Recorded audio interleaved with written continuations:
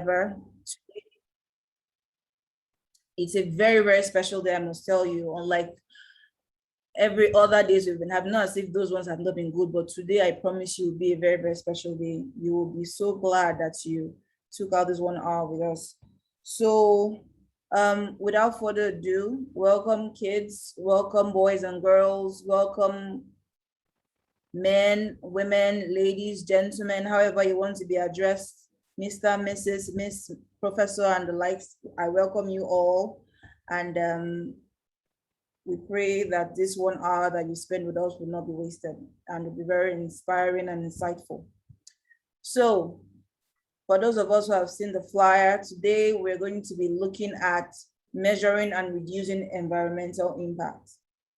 So remember, this is HSE, Health, Safety, and Environment. So we're concerned with health, we're concerned with safety and security. That's why last month we talked about safety during the Ember months, and we're also concerned about the environment.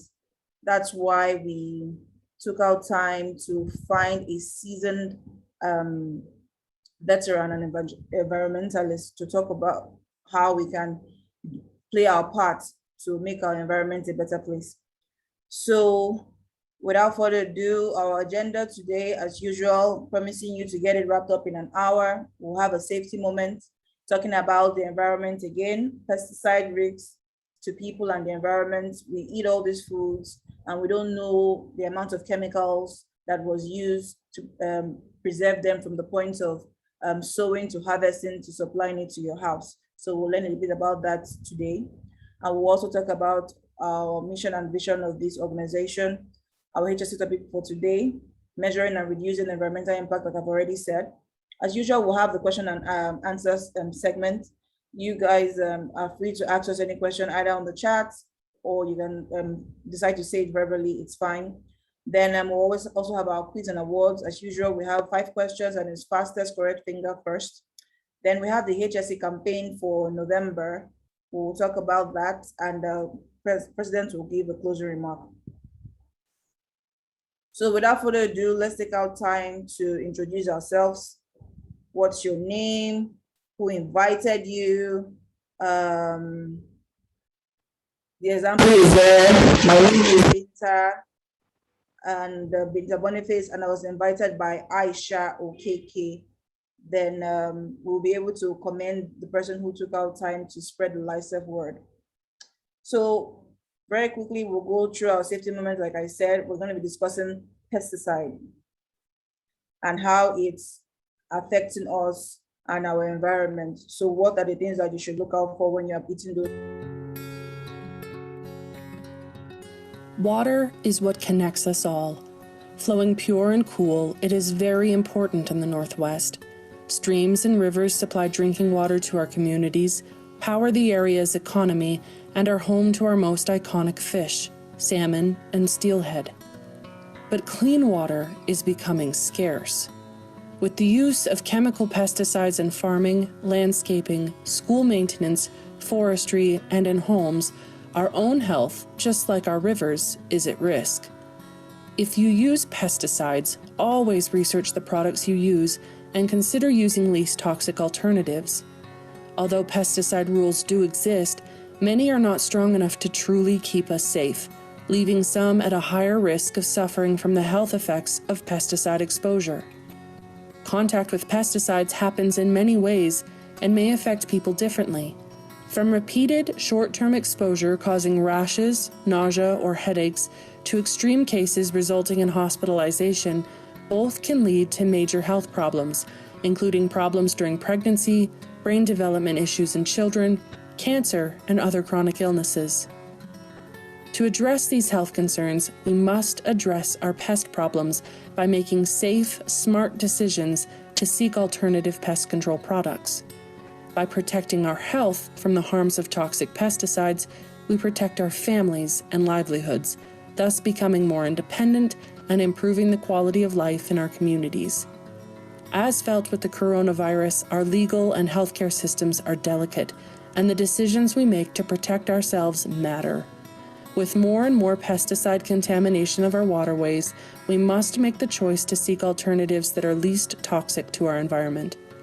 This is a public service announcement from the Northwest Center for Alternatives to Pesticides, reminding you to think before spraying, research the pesticides you use, and consider using least toxic alternatives that pose less risk to the people and environment around you. Like the rivers and streams across the state, we are all connected. For more information on pesticide alternatives, please visit www.pesticide.org.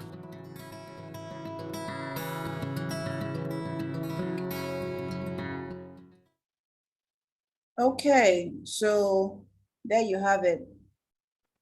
The dangers of pesticide, and that you see our first question for the day.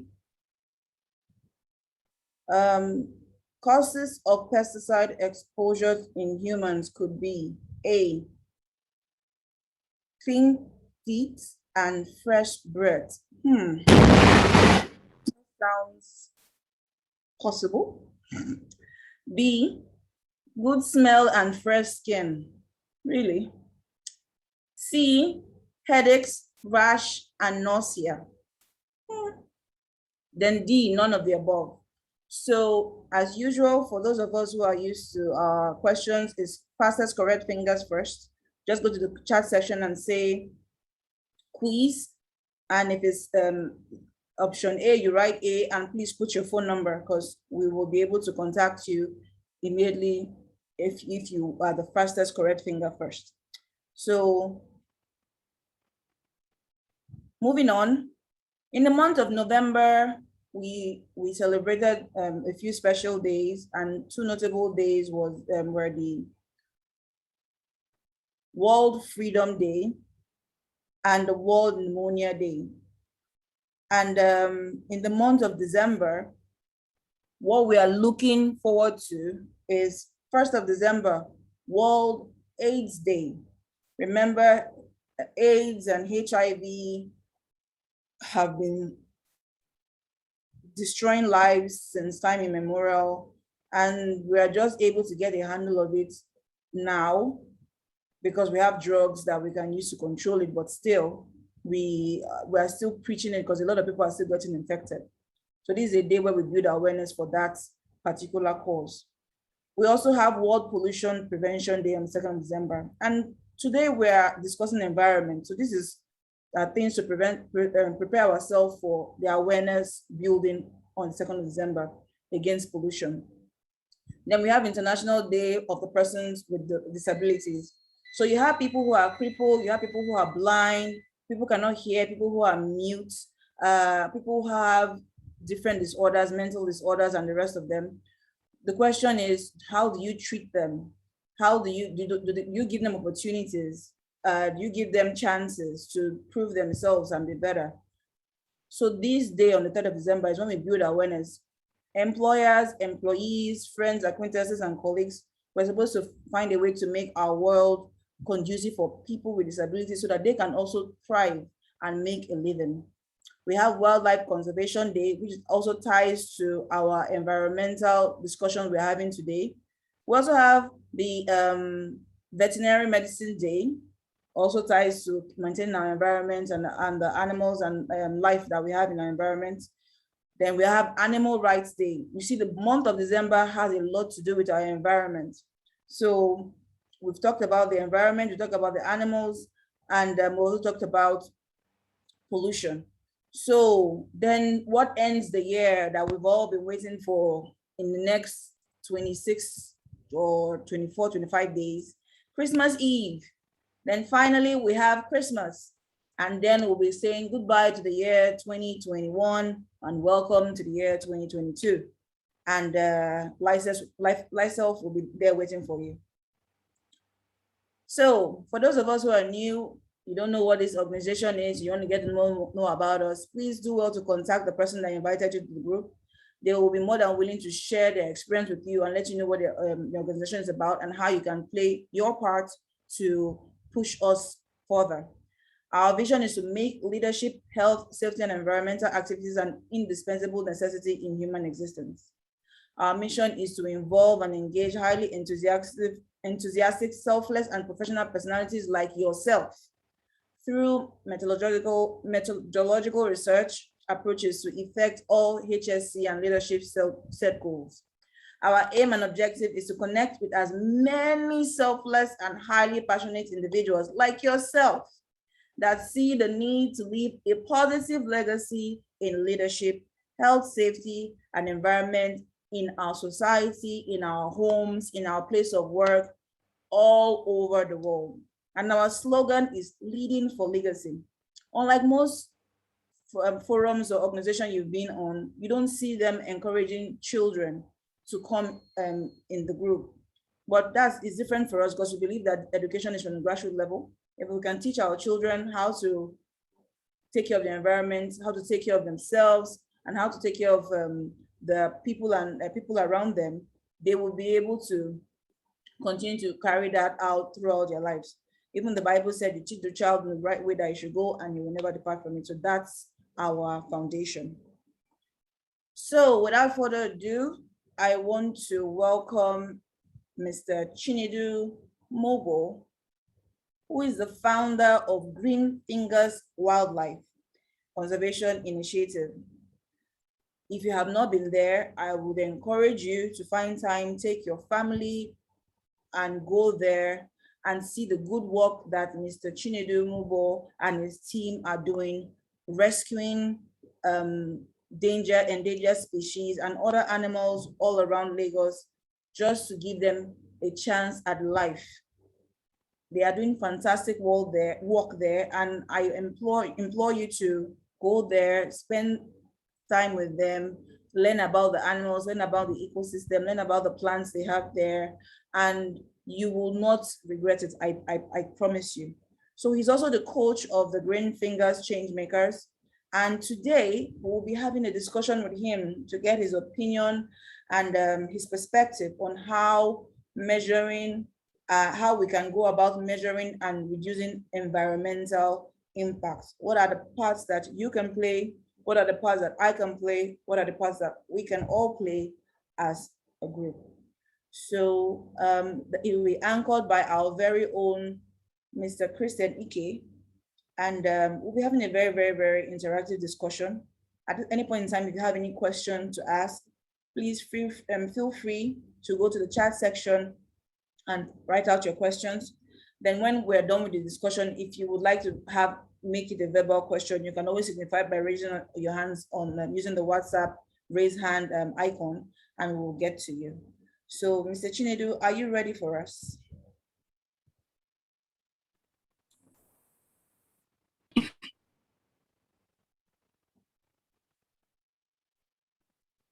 Good afternoon, everyone, and welcome to this part of our webinar this afternoon or this evening. I'll be your anchor, and while we hold on for Mr. Chinedu Mobo, like you have on the screen, measuring and reducing environmental impact, we'll be talking about the climate change, global warming, the ecosystem, the causes of the human wildlife effects, what is making our wildlife or some animals go into extinction. And we'll be asking some of these ones, some of these our guests, these questions. We apologize that he's having some challenge and he's trying to connect, but we could still hold brief while he tries to connect. I'm trying to share some of the things he will talk about. Let me try and share my screen. Let's just hold on.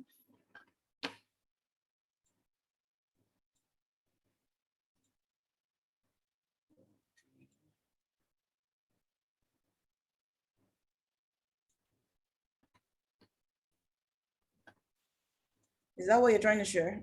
Look at the screen. Yes. Okay. Thank you very much. It's here. So, Mr. Chinedu will be talking about measuring and reducing the environmental impacts. Can you help me to scroll? He's already here. Okay, he's here already. Okay. Yeah, just let him in the chat room. So you can okay. You can make him a group. Mr. Chinedu. Hi, everyone. Can you hear me? Hi, I Mr. hope you're not driving. No, I'm not driving. I'm fine. I'm not Okay, driving. please, because we preach safety here. Mr. Chinedu Mogbo is the CEO of Green Fingers Wildlife Conservation Initiative, and he's a lover of animals. He loves them so much. You are going to see, I think he called it pangolin or something like that. You're going to see him playing with animals like that. Some animals I've not seen before in my life. He plays with them, calls them by name, and no doubt he's going to wow us. At the end of some of the sections, we have some questions. I will be sharing some questions so that you see, and those questions, you'll be able to answer those questions and then be able to win some of the quiz prizes. I'm very sure Mr. Chinedu is coming from one of the conservative center. I can see him, he's putting on one of the shirts. So, Mr. Chinedu, you have our attention. I will call your attention once we get to the point to ask our audience quiz questions so that they can win some prizes too. Okay, that's fine. Thank you.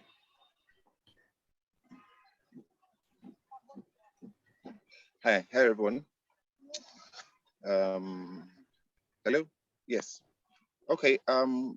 Good evening, everyone, and welcome to this session where I will be talking about how we can measure and reduce our environmental impact. But I'll be speaking from a point of view that deals with both the environment and wildlife inclusive. And I hope by the end of this discourse, I mean, I would like it to be quite an informal session where I would want everyone who is basically here, if you have questions to ask, please feel free to ask your questions, to also direct the course of the knowledge which basically we would like to share. Okay, so the first slide basically shows what we're going to be talking about, and I would like us to, let's go to the second slide, please. I'd like us to, before we talk about how we can reduce our environmental impact, there are a few things that I would want to ask this. So the first thing is, how do we measure and how do we reduce our environmental impact? Now, this question is basically for everyone who is concerned with even trying to do something about our impact on the environment. So the question you need to start asking yourself is, the first thing is that, what is your carbon footprint? And I'm sure some people may not necessarily be familiar with the term, but for the people who work in the oil industry, I think these are some kind of terms that we should be very common with us, with them. So carbon footprint, just like your footprint, basically. I think about how, if you were able to calculate how many footprints you have basically left since you have walked on the planet, basically on the planet, it's more or less within the same avenue. So what is your carbon footprint? And are you fulfilling your role in the ecosystem? We always say, for those of us that work in this line, that we definitely have different, we definitely have to check our roles within the ecosystem, whether it's positive or whether it's actually negative, and the impact we are playing. Every individual has a role. So whether it's a positive or negative impact, we are definitely going to see. You can actually measure it and hopefully begin to make better choices to move from the negative towards the positive side of it. And on the next slide, it talks about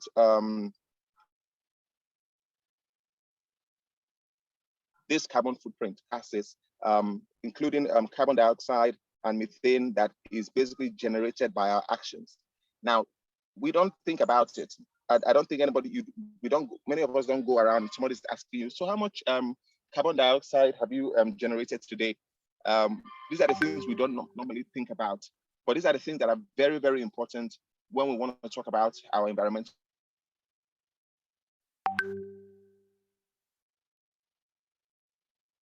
So these issues. Now, for example, when we look at this slide, that footprint basically talks about our waste, talks about recycling, talks about gas, fuel consumption, electricity, transport, even the offsets, what we give out, and our emissions. Now, all these things are basically inclusive. So think about it from the first thing is the waste. How much waste do we generate on a daily basis? Now, it's something you have to think about. Now, the first thing is the waste. The second one is recycling. But before we talk about the recycling, is that waste you generate, what really happens to it? What do we see our dustbin in the house as? Is it just a place where through the trash, somebody goes and empties it outside, and we don't think about it beyond beyond that point? And I think we need to start making more informed decisions, because nothing is waste. If everybody generates a bucket load of waste per hour, now think about the number of the hundreds of millions of people you have in Nigeria alone. Where do you think that waste is actually going to? All right. Number one, the waste cannot be evaporated. Even if it's burnt, that waste turns to gas. That gas goes somewhere. Now we need to think about that. But there are a lot of things, there are a lot of innovations now that are coming up that will help us direct the cost of what we do with our waste.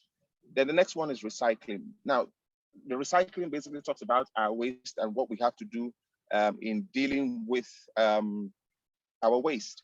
Now, we have to learn how to not just recycle. There are other things that are now basically called upcycling. I mean, there are a lot of programs online now that teach people about what to do with waste. For example, your food waste. I mean, nobody should, at this point in time, should be caught or should be heard of throwing food waste away. We cannot be throwing food waste anymore. All our food waste, we need to now start converting to compost. I'm going to just paint a picture to everyone. And I think after that picture, if anyone has anything to say or any question to ask from that point, I think we can now, I'll be able to discuss. Now think about the foods we buy in the market. Think about the food we get in our local, whether the local market or in the supermarket. The question I want to ask you is that, where do you think that food comes from? That's the first question I need you to have in your mind.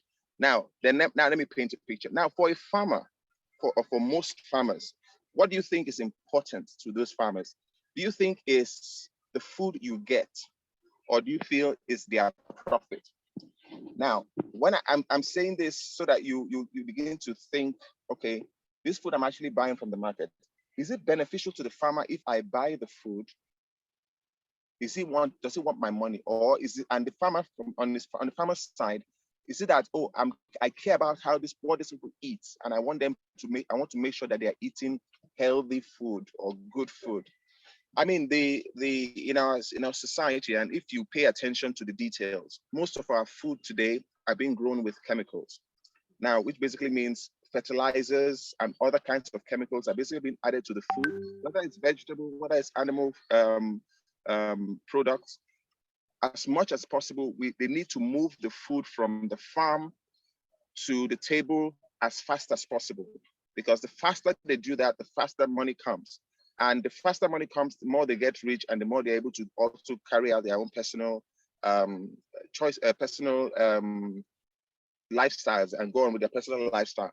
Now, there are a lot of chemicals now are being pumped into our food, and we find out now that hospitals are being, a lot of people now are coming to the hospitals with different kinds of conditions ranging from cancers to other kind of hormone imbalance. I mean, you begin to see the hormone imbalance in children. You get to see the kind of children that are being even born, children with a lot of defects these days, genetic defects. And these genetic defects don't just happen randomly. They happen as a result of the different chemicals that we ingest. So the question I'm posing to you now is, the food you get, do you trust the source of the vegetables and the animal proteins that you basically get on a daily basis? Where does it come from?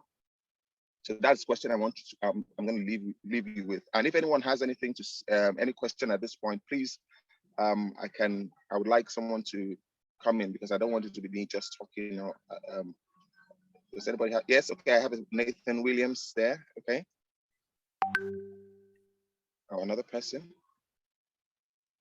Trying to mute myself. Okay, thank you, Mr. for this information you're actually passing out. And over time, we want to actually have not thought about the source of where we get our food from. But I would like to explain, for us, especially in Nigeria here, we are finding it very difficult to trace the authenticity of the source of where we get our food from. And so we just make do of the decision to buy food that are fresh based on the way we look at it. So I don't know, is there any way we can actually find out where they're, because we know that most of the food we get are from the north. The farmers, the massive farmers are from the north, and they do a lot of this planting, and the food are transported to Lagos for consumers. So, but how do we get to know if the sources of the food are actually good enough for us to consume? But we just make do of it because we look at it that it's fresh. Is there any other way we can find out whether the source of what we actually get from the local markets are safe for consumption? Okay, thank you. There's somebody else whose hand is raised. Can I also get that one before I continue?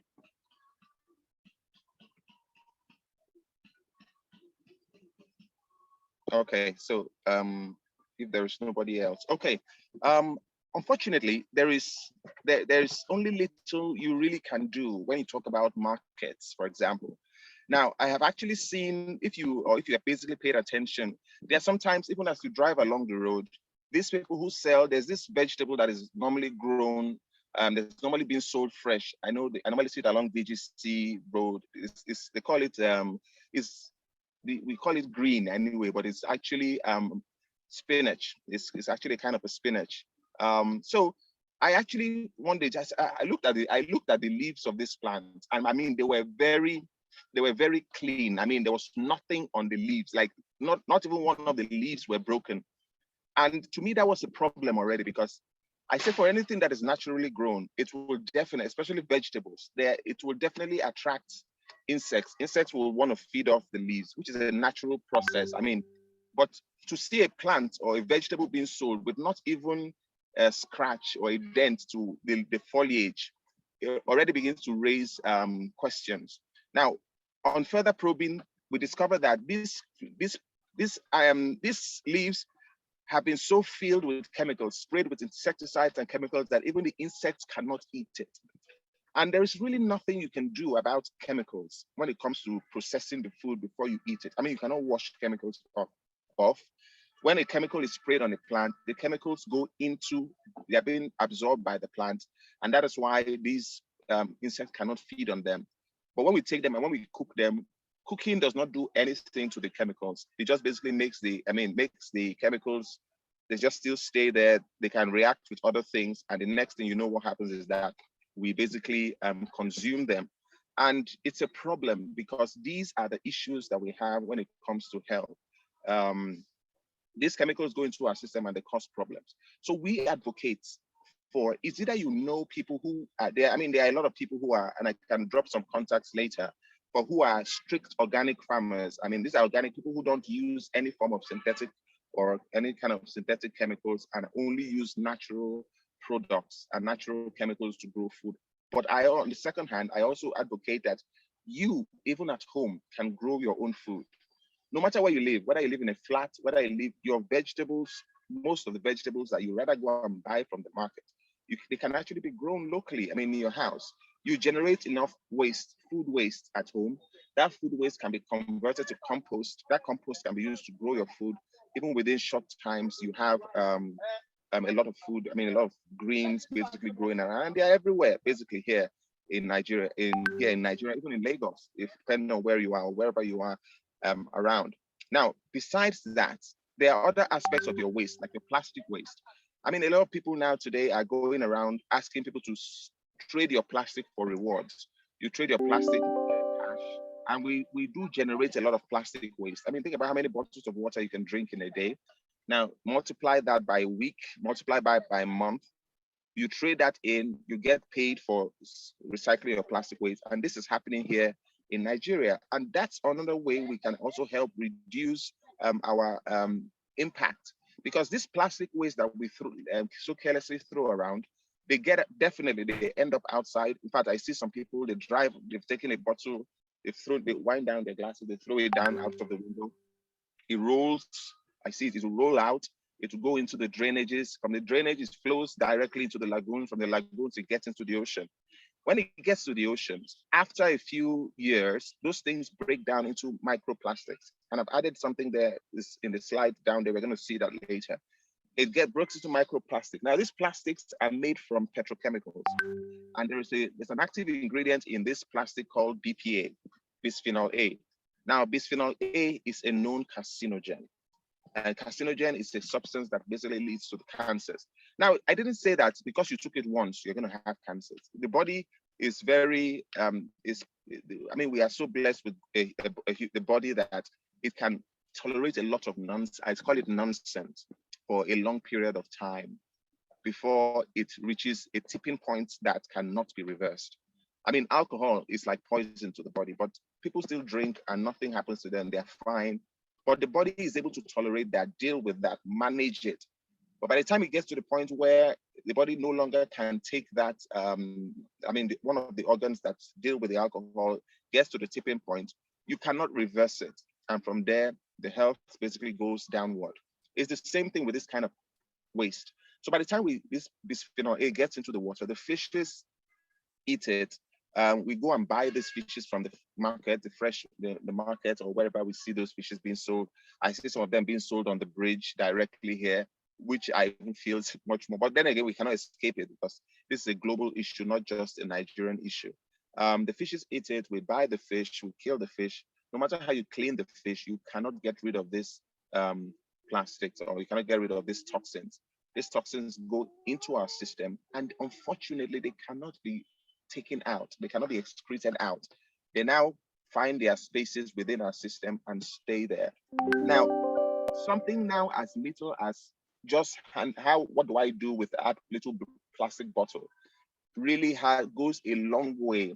The cycle is quite long in ensuring that we live healthy lives. And we need to make those personal decisions. Now, issues of gas, fuel, electricity, even cars. I mean, there's really little I can say about it here, especially where we live. We don't have a system that basically is bicycle enabled, where somebody says, okay, I'm not taking my car to work today, I want to ride a bicycle. We don't have those systems in place. So sometimes it's inevitable. But think about you in your house, you mother, father, and maybe you have a child that is even much more older, and you're going to work. Mother takes her car, father takes his car, the son or the daughter takes their own car. 3 people are taking cars out of the house. How much toxic, emissions have basically been emitted by those 3 cars when everybody could actually have used 1 car. So these are little decisions that we also can make, or we should make. Now, people now, because now you hear gas is expensive, it's a problem. It's a problem for us here in Nigeria. Gas is expensive. Now many people now are switching to the use of wood, which basically means, charcoal, which basically means more trees will be felled. They'll cut down more trees. They'll make charcoal. We are going to be releasing more carbon dioxide now into the atmosphere because gas is expensive. Now, this is a problem that not just for you as everybody there as an individual, but now it will affect the whole nation. That means now our carbon dioxide, product will now be more. We will now have to cut down more trees to be able to deal with that. So these are the problems that I said, and I would like to say it's not just an individual's problem. We have to look at it as individuals in our homes. Now we also have to look at it as a whole system, as a nation, and what we can do basically to help reduce or stop the menace. Now, can we go down to... There is a question before you go ahead. What are the 2 ways to measure the environmental impact? Can you come again with that? Sorry? What are the 2 ways to measure environmental impact? 2 ways. Now, it's like I said, basically more than 2 ways. But you need, number 1, to check your emissions. What are you emitting on a daily basis? And if you look at this frame here, this framework, you will see issues from waste. How do you deal with your waste? All right, with that you can measure. Do you recycle? With that you can measure. Do you drive to work, or do you walk to work, or do you take a bus to work? With that you can measure. Do you leave your AC on morning to night because you must come back and meet your AC? Your house must never the temperature of your house must never rise above a certain temperature. That also is something you also have to check. what is your diet like? Is it plant-based diet? Is it animal? You like the meat and everything. You want your meat. These are different ways with which you can check. So there's definitely not just one or two ways. There are multiple ways. Now, think about how much waste you generate on a daily basis. I mean, if you were to go through your trash, or if I were to come to your house and go through your trash, we'll be able to sort out your trash in a way that you can make money from that trash. You can grow your food from that trash, all right? Then you now be left with very little amount that basically actually needs to go maybe either to the landfill or to basically wherever. Because unfortunately here in Nigeria, we cannot recycle every kind of plastic. That's a problem, but it's a national problem, which we cannot deal with at the individual level. Okay, now your fuel, let's talk about that also. Many people now have switched from using generators to solar, all right? Or many people have gotten inverters now that they're able to conserve powers within those devices, and thereby when the power is out, rather than turning on the gen that would burn diesel and release carbon dioxide, they have turned on their solar panels, which basically will just provide the basic light they need, and they're okay with that. With that, you have reduced your negative environmental impact. You have definitely done better than somebody who just turned on the diesel gen and started running it. Thank you very much. Okay, go ahead. I think. All right, so can we move to the next slide, please? So I've talked about the issue of waste, food, plastic, e-waste. I didn't talk much about it, but it's more or less for people that work in electronic industries or big offices that once they want to clear out their computers, or they throw out all the computers, they throw them, pack them, dump them in a site. Something happens to that. And I also talk about the compost and how you can grow your own food. Yes. Can we talk about the global warming? My concern is about those who are chasing water away, like those who live on the island, Lekki, and all these new areas. What is the effect? How are they affecting the climate, global warming, and all that? Okay, global warming. Well, it's not the issue of they call it I think land reclamation or so. It's not the global warming issue. The global warming issue starts when you start doing those kind of things of you don't check the amount of gases you release. Your carbon dioxide, you think about it, you breathe carbon dioxide out, right? When you cook at home, you're burning gas, that gas releases carbon dioxide. Your refrigerators also release CFCs. Your air conditioners also release CFCs. When you drive your car is releasing carbon dioxide, sulfur dioxide, and other oxides also. So with one person in a day, think about the amount of gases that are being released. Now, these gases are known as greenhouse gases. These gases are what goes up to the atmosphere and causes global warming by preventing sun radiation from going back out. So what normally should happen, that the sun shines, sends its rays down to the earth. When it goes to the earth, it strikes the earth. 99% of that radiation should leave the earth. Okay, the remaining one that stays behind is supposed to warm the planet. But when we release those gases go and trap most of that 99%. So you now have less going out and more staying in. That warms up the planet. The warming up of the planet causes melting of ice caps. Melting of ice caps leads to an increase in sea levels. Now, here's the thing. When we do land reclamation, we should always know that this is only a temporary situation, as far as we do not control the melting of the ice caps. When we do land reclamation, we basically push the water, but you cannot push water anywhere because there's no sink anywhere for the water to go. The water goes to and finds the lowest point. Okay. Now, when the ice caps within the north and the southern hemisphere, once they melt, there's an increase in the sea level, and now the water pushes back, which basically means those places we felt that we have reclaimed the land, within a matter of time, they will still be covered. They will come back. The water will come back and cover those spaces as the temperature basically increases. I mean, we may not see it now or in the next 10 years, but as far as the global warming continues, it is inevitable. Okay, I know, Mr. Chinedu, I know if I allow you, we'll spend the whole day, but yes, we still have something about, I think you were mentioning something about carbon footprint or something like that. Yes. You just explain so that viewers could know what that is too. So I've earlier explained the carbon footprint. It basically talks about how much carbon we are basically releasing into the atmosphere. But that is one aspect of it based on our actions within our homes and our daily lives, all right? And how much are we releasing into the atmosphere? But let's look at another aspect of it. Now, let's look at the human-wildlife conflicts. That is carbon emissions, human-wildlife conflicts. Now, for those of us that are here that have, okay, I have somebody raising up his hand. I think you should go ahead to ask this question before I actually get into this. Okay, we actually have a Q&A at the end of this. So for those who are raising their hand, they could still wait so that we'll just complete this. Thank you. So I'll just round up with it.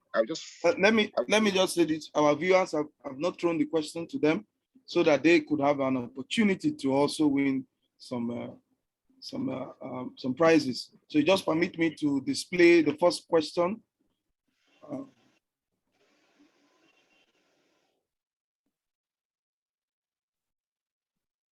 Now, the first question, if you're seeing the screen now. So the first question, based on what Mr. Chinedu has been talking about, says carbon footprint is this, is dash, and global warming is dash. A, how much carbon in the earth, how hot the earth is, B, C, and D. So as usual, the fastest finger gets the prize. Carbon footprint is dash and global warming is dash. A, how much carbon in the earth, how hot the earth is, the total amount of greenhouse gases that are generated by actions. C, total amount of gases in the air, and D, all of the above. So please choose your answer while we go ahead. Back to you, Mr. Chinedu. Okay.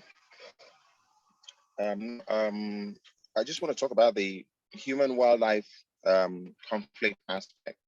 I want to talk about the human-wildlife conflict. We are talking about our own actions towards the environment now with respect to wildlife. And when I talk about wildlife, I talk about both the plants, and the animals. Those of us who have homes, who own our own homes, or even wherever you came to live, especially of you who live within the LiHSEIF environs, okay, the LiHSEIF axis of the island. Before you came to this place was a mangrove swamp area. Now, this our habitat here is a mangrove swamp, which basically means that the ground was not firm, and it was basically swampy, soggy, and we had loads of mangrove trees and wildlife and other trees that can also live within, could also tolerate that those conditions. Now, the problem was this, that before we came, somebody had cleared out all the trees. Somebody cleared out all the trees, and in the process filled the land with sand. Remember that the sand was gotten from somewhere. So we filled the land with sand and we built our houses there. Now, remember that before that, there was a natural ecosystem here. Animals lived here. Most of these animals, basically, we have actually made them extinct. And one of them was the buffalo. We had the buffalo within the forest buffalo within. I mean, when I say if you think about a buffalo, these are things you will only see on maybe Discovery Channel or Nat Geo Wild and stuff like that. But we had them within the LiHSEIF environs here. But right now they are completely gone, extinct out of this place. We don't get to see any one of them. I mean, we've killed all of them because of that migration into this place.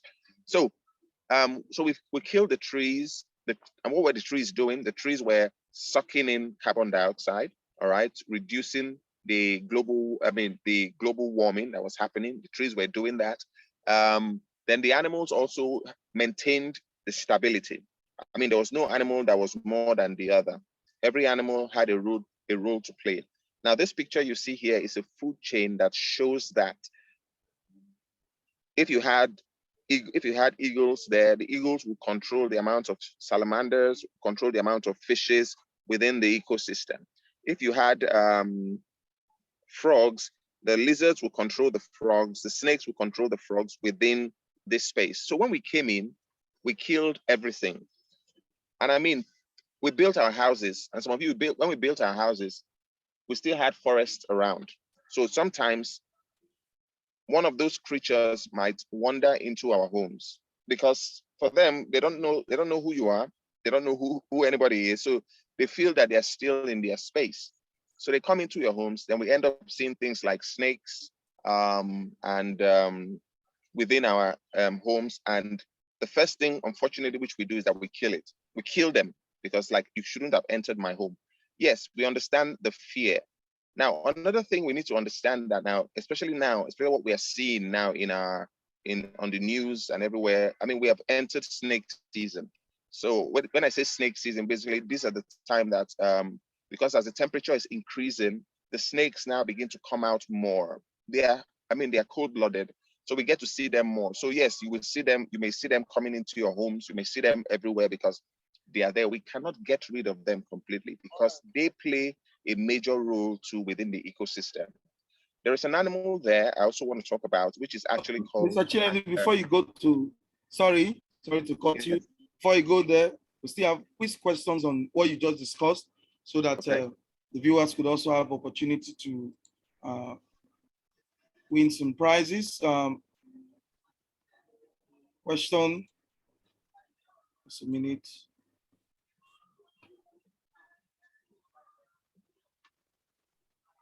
Okay, I'm sharing the question now. Now, the second question, you're there. What is an ecosystem? That's question 2. What is an ecosystem? A, economical system. B, a type of system where there's no human wildlife conflict. C, an ecosystem is a geographical area where plants, animals, other organisms, as well as weather, landscape work together to form a bubble of life. D, no answer. That's question 2. We also have question 3. Hoping that you have all seen this. I'm leaving it for just 1, 2, 3 seconds. Okay, question 3, still on what Mr. Chinedu just talked about. The causes of human-wildlife conflict include the following. Choose all that apply. If it is A, B, C, D, E, choose it. If it is A, B, C, choose. If it is A, B, C, D, choose. A, human settlement. B, agricultural expansion. C, planting trees. D, overgrazing by livestock. And the last, deforestation in national park. So that is question 3. Mr. Chinedu, I have a question for you. Let me ask a question while the viewers answer theirs. Now, who do you think is more responsible for pollution? Individuals, us as individuals, industries, or companies, or the government, or all of us collectively? Which?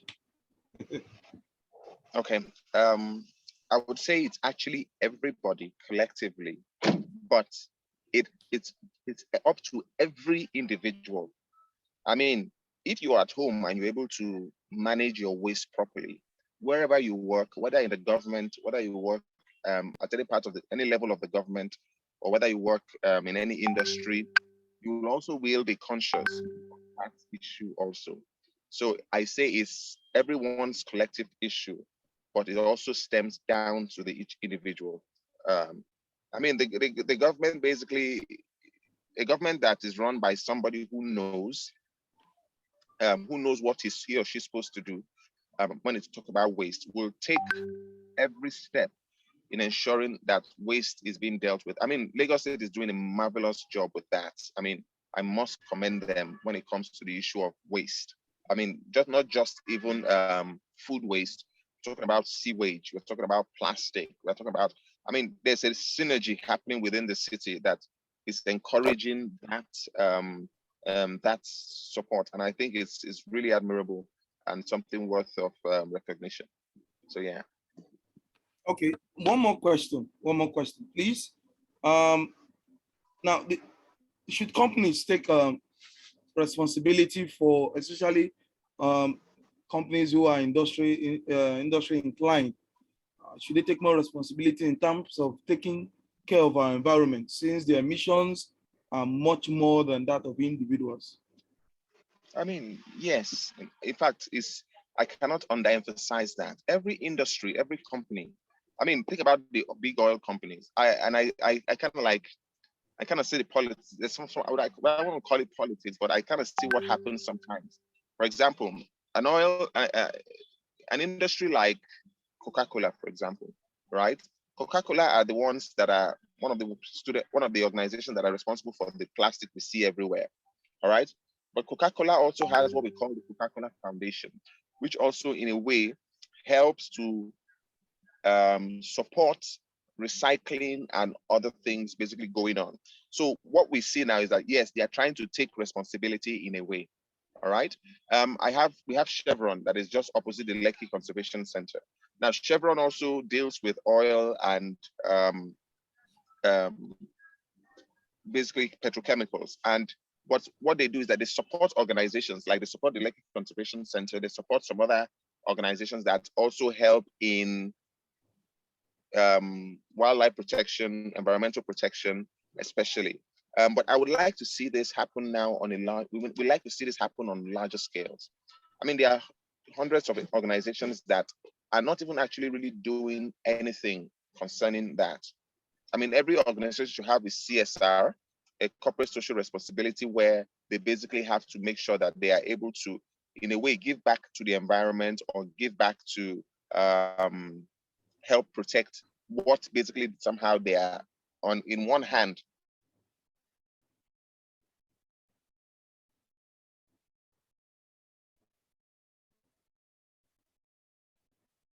destroying their own way. Sorry, if you think about how they are basically trying to, in their own way, to reduce this. But so every company needs to basically take responsibility. Thank you very much. Okay, our last quiz question. Which SDG goals is Green Fingers directly concerned with? Yeah, there are actually 17 SDG goals. So choose the one that Green Fingers is directly concerned with. If it's 3, 6, 7, 11, 12, 17, 1 to 8, 11, 12, 17, whichever it is, please choose A, B, C, D. That's the last quiz question, making it 5 quiz questions. The 4 under the guest and the main webinar. So please, like a guest to round up with few words. Okay, thank you. So finally, I would just like to say this.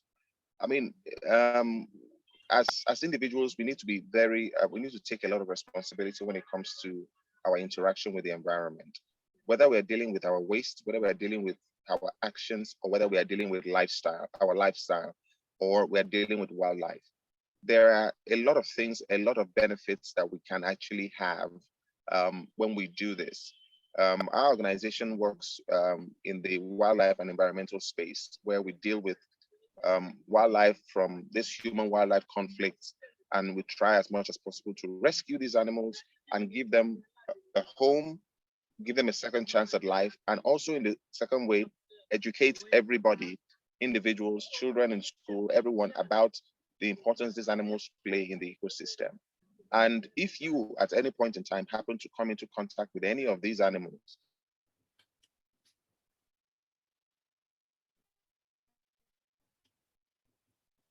we will ask the right questions on what can we do about that.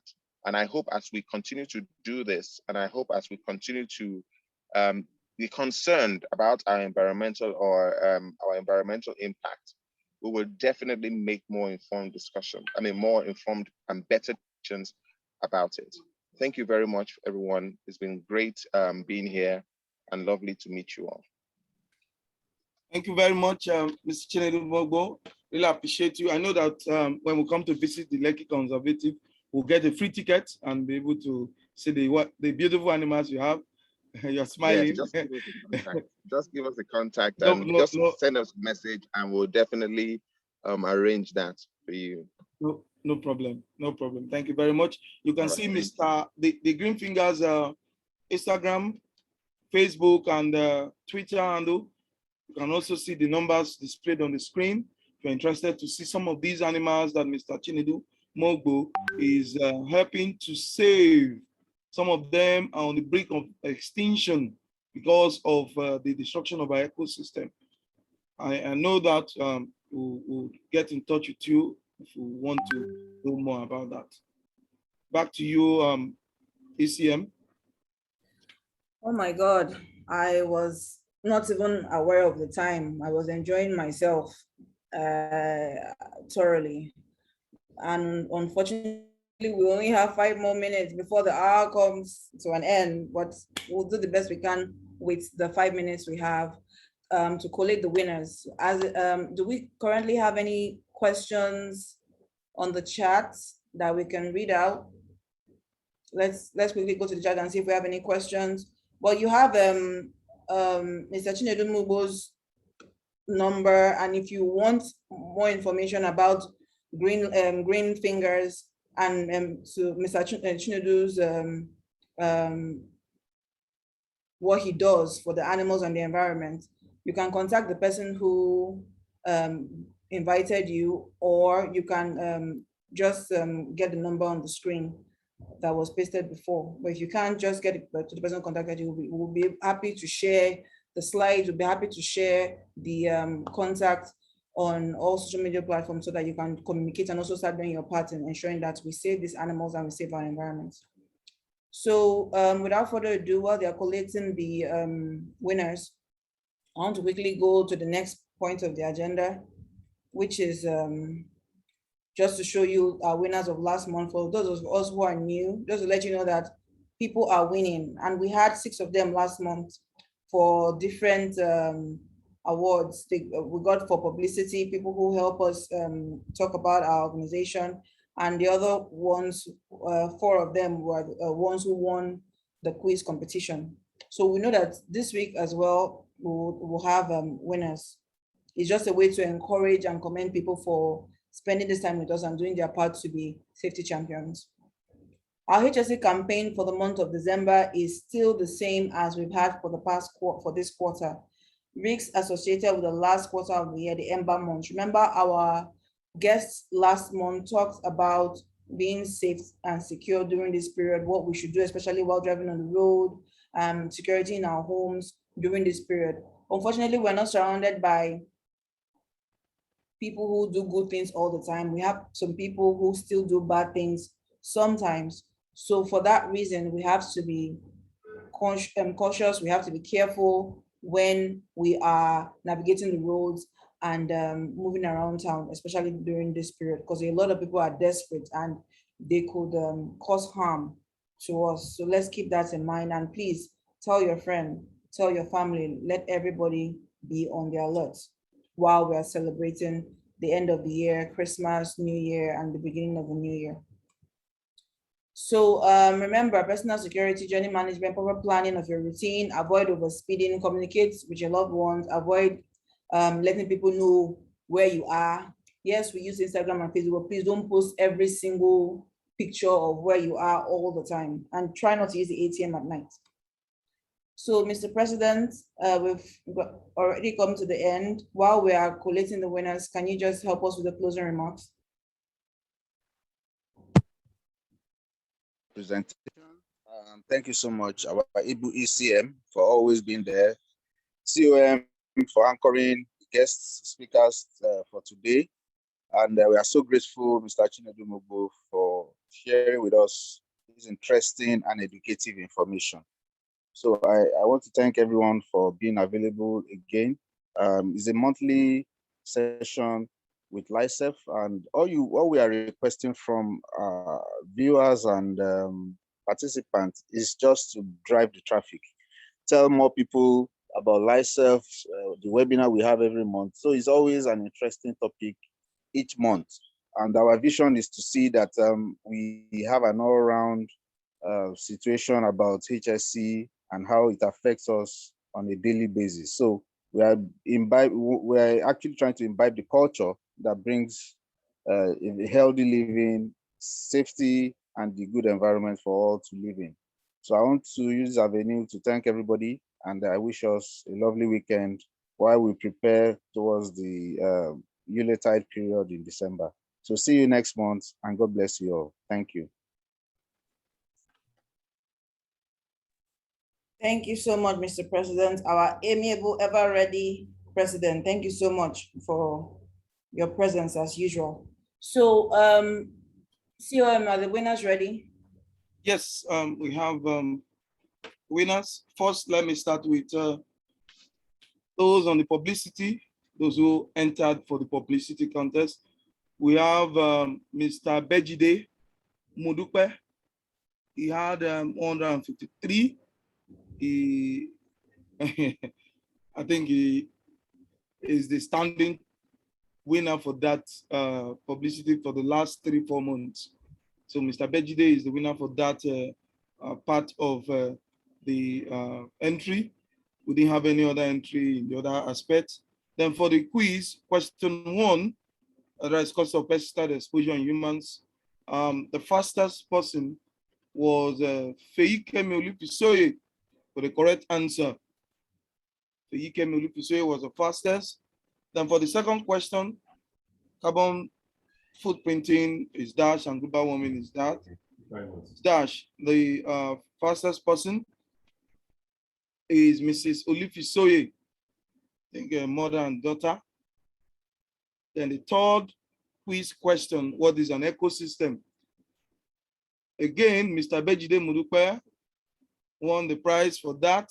Quiz 3, what is an ecosystem? Then we had no winner for question 4. The question of quiz 4 is the causes of human-wildlife conflict include the following. Choose all that apply. Some chose only 3. A to E is the correct answer. A, B, C, D, E. Human settlement, agricultural expansion, planting trees, overgrazing by livestock, deforestation. All are the answers. So A to E, there was no winner for that quiz. And quiz 5 is A. That is, the question is, which SDG goal does Green Fingers directly concern themselves with? 3, 6, 7, 11, 12, and 17. Mrs. Rosabella is the winner of that. So we have Feyi Olufisoye, Mrs. Olufisoye, Bejide Mudupe, and Rosabella as the winners of our quiz this weekend. Congratulations to our winner. I almost thought that nobody would get that SDG goal since we didn't talk about it before the question came out, but I'm glad that there are a lot of people who are paying attention irrespective. So well done to all the winners. Again, thank you all for spending this 1 hour with us. We are glad to have you always as usual. Please spread the LiHSEIF message for us. Keep preaching HSE, health, safety, and environment wherever you go. It's necessary for us to do it so that we can ensure that we are keeping ourselves healthy, we are keeping our society healthy, our community healthy, our environment healthy, and by so doing, ensuring that everybody around us is healthy.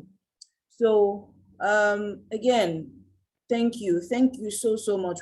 We appreciate from the bottom of our heart that you decided to spend this 1 hour with us. We do not take it for granted.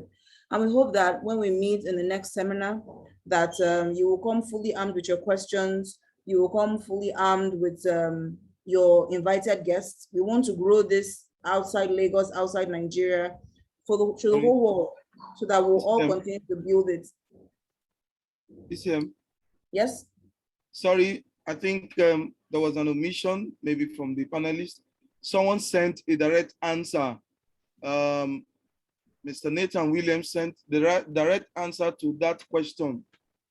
That question that we said there was no winner. That's quiz 4. He sent A to E. So sorry, the panelists didn't get that. It was a direct answer to one of the hosts. So Mr. Nathan Williams is the winner for that quiz 4. So we have a winner for that. Thank you very much, Mr. Nathan Williams. So all the questions have winners. Yay! Yes. Thank God. Thank God. Today is a good day. Today's a good day. So as I was saying, all the winners, we will be sending your little package very, very soon.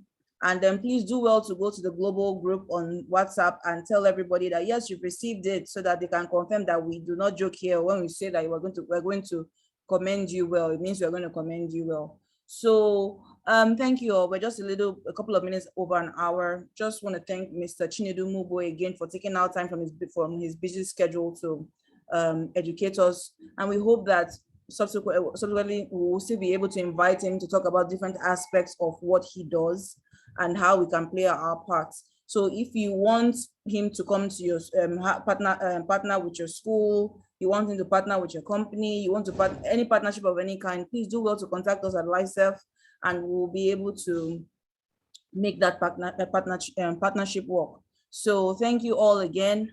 Now, can you all turn on your camera so we can take our selfies as usual? I remember this moment. Please turn on your camera so we can take our selfies to remember this moment. Yeah, all the beautiful faces. Mr. Nathan, congratulations. Jesse and Ryan Thank you. how are you? Thank you, Ms. Deborah. Thank you very much. Energy Faith, welcome.